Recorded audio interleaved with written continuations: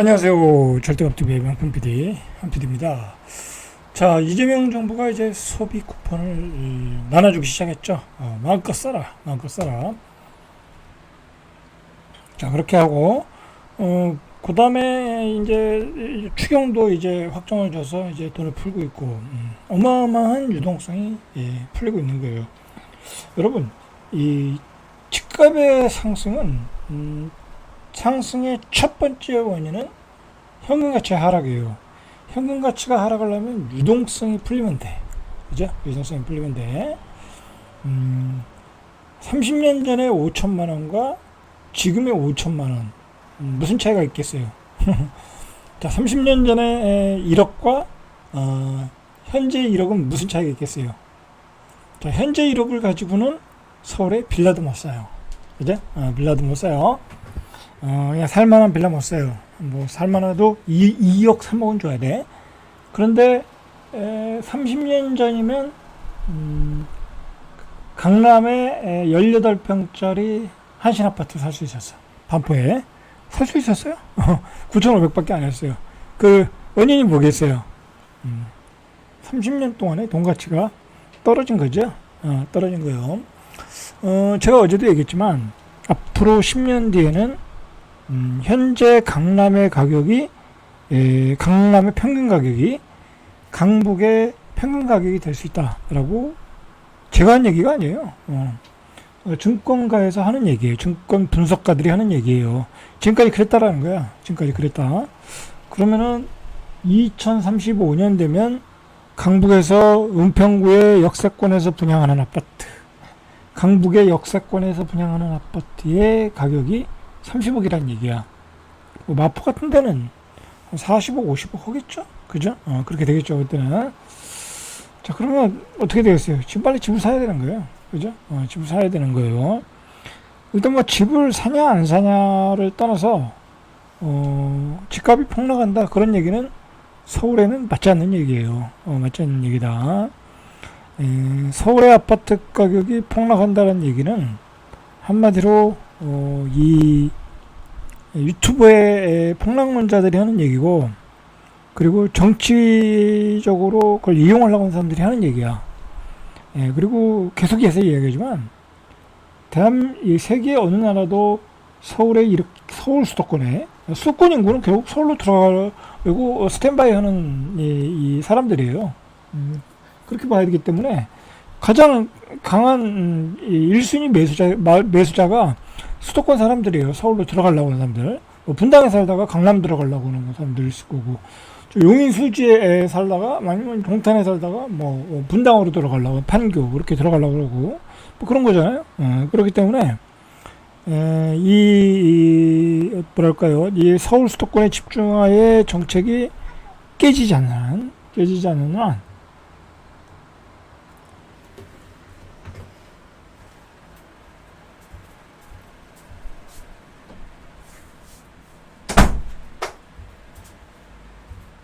절대로 서울의 집값이 떨어지지 않는다. 그렇게 보시면 돼요. 자, 그런데 이런 상황을 정부도 알겠죠. 그죠? 앞으로 서울의 집값은 계속 올라갈 수밖에 없다. 그걸 왜 모르겠어요. 뭐 국토연구원에서 많은 석박사급들이 보고서를 써낼 텐데 왜 모르겠어요. 알겠죠. 다 알아요. 좌파든 우파든 그건 다 알아요. 그러면 그 올라가는 집값을 억제를 하든지 뭐 규제를 하든지 하면 되잖아요. 근데 지금은 수요 억제 정책을 피는 거예요. 수요 억제.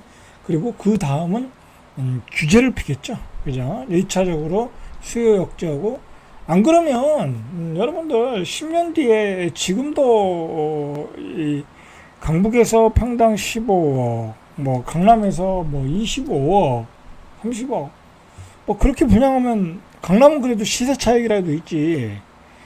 뭐 시세 차익이 있으니까 그게 분양이 되는 거지. 실제로 뭐 팔지 못하면은 그 돈 내고 들어갈 사람도 그렇게 많지 않아요. 강남도 그렇고. 그런데 강북에서 은평구 연신내에서, 예를 들어 은평구 연신내에서 30억이다. 그러면 충격이 오는 거죠. 지방은 더 충격이 오는 거죠. 왜냐면 그때는 지방은 안 올라. 지방은 그때도 6억, 6억 7억이야. 그것도 그나마 좋은 아파트가. 근데 강북은 30억이야. 그땐 더겠죠. 막 지역 소멸이 본격적으로 진행될 때니까. 그때 막 지방 상권이 다 무너지는 거야. 2035년 되면. 그렇게 되죠.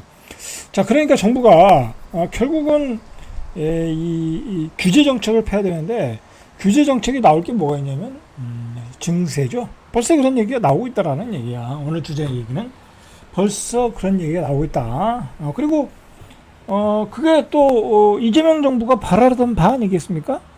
아니 뭐 소비 쿠폰으로 그렇게 돈을 퍼주는데 그 돈은 다 어디서 나겠어요? 뭐 한국은행에서 발권력을 발휘해가지고 찍어서 주겠어요? 그렇게는 안 되거든요.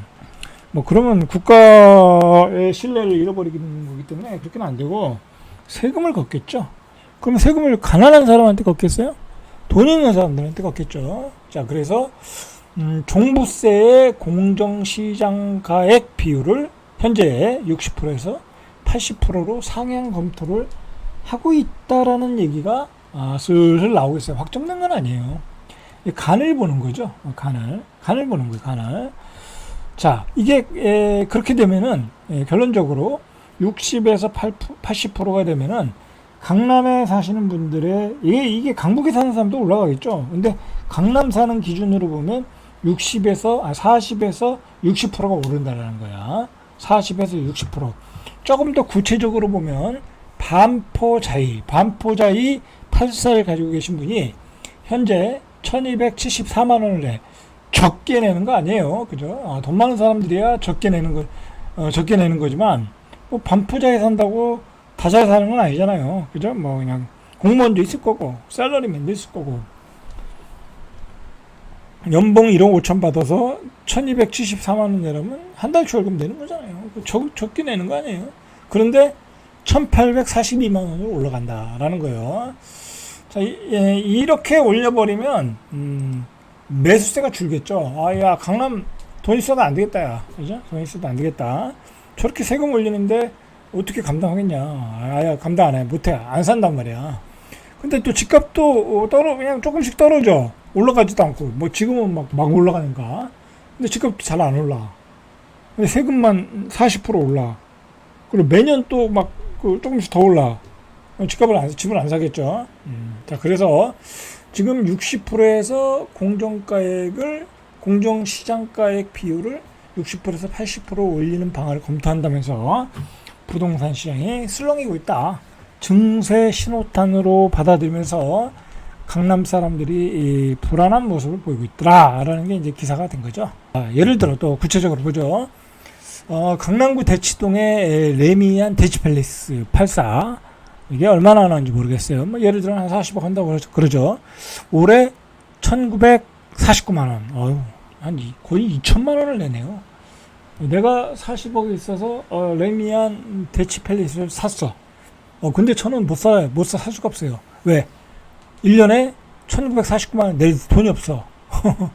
그러니까 이게 강남의 84 아파트 핵심 지역에 산다는 게 보통 일이 아니에요. 자, 근데 이분이 내년에 내야 될 돈이 이 공정시장가액 비율을 올리면 2,835만 원, 886만 원을 더 낸다는 거야. 시장에 축구가 오겠죠. 그죠? 안 올 수가 없어요. 이렇게 되면 안 올 수가 없어요. 그냥 그걸 내는 사람도 있지만 뭐 강남에 사는 사람이 다 연예인이 아니잖아요. 다 사업하는 사람 아니잖아요. 그죠? 자, 서초구 아크로 리버파크 전용 112 1주택자의 내년 보유세가 증가분이 1,000만 원을 훌쩍 넘을 거라는 거야. 1,000만 원. 자, 그러니까 강남에 사시는 분들은 월소득이 좋아야 돼. 이제 앞으로 이렇게 해서 가격을 잡겠다라는 거죠. 수요를 차단하겠다. 투기 수요를 차단하겠다. 그죠? 그렇게 되겠다는 거야. 근데 이제 부자들만 살아 이거야. 세금 많이 때릴 테니까 부자들만 살아. 자, 올해 2,841만 원 수준이 보유세가 내년에는 4,157만 원, 1,316만 원이 올랐는데 2,800만 원 내는 사람은 4,157만 원. 자, 곡소리가 나겠죠? 그죠? 곡소리가 날 것 같아요. 이렇게 올리면. 자, 그런데 결국은 올릴 수밖에 없어요. 결과적으로. 왜? 지금 수요 억제 정책, 그리고 대출 규제 정책으로 지금 무슨 부작용이 일어나고 있어요? 전세 매물이 사라지고 있어요. 그리고 전세가도 오르고 있고 월세가 많아지고 월세 가격이 폭등하고 있어요. 그러면 비난은 어디로 가겠어요? 야, 니들이 대출 규제했기 때문에 지금 전세 월세 시장이 교란되었다라고 판단하는 거예요. 그죠? 그렇기 때문에 정부 규제 풀어라.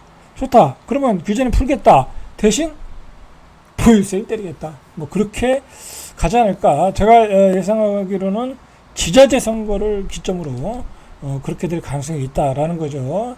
자, 그래서 정부는 종부세 공정시작가율 비율부터 올려 세수 기반을 확대하는 방안을 이달 말 발표될 세법 개정안에 포함하는 방안과, 자, 이달 말에 뭐 세법 개정안이 포함이 되나 보죠. 자, 그걸 그때 두고 봐야죠.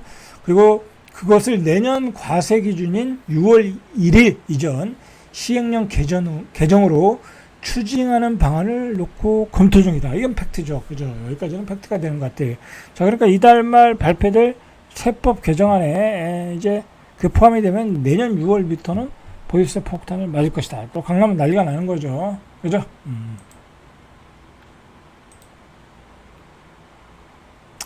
자, 2021년 7조 2,700억 주택 종부세가 거쳤다라고 하면 2023년에 4조 4,635억 원으로 감소됐고, 지난해엔 1조 6천억 원으로 뚝 떨어졌어요. 그러니까 세수가 한 5조 5천억 정도가 줄어든 거죠. 자, 그러니까 정부는 지금 뭐 소비 쿠폰으로 뭐 2조 얼마가 들어갔다고 그러죠. 자, 그거 보유세 폭탄을 때려서 거두면 되겠죠. 예, 그렇게 생각하고 있는 것 같아요. 자, 그렇게 되지 않을까. 그게 잘하니 못하는지는 모르겠지만 그렇게 될 가능성이 있다. 그렇게 되면 강남이 급격하게 냉각될 가능성이 있다라는 게 지금 진행되는 상황이다. 자, 오늘은 여기까지 절대값TV의 명품 PD 한 PD였습니다.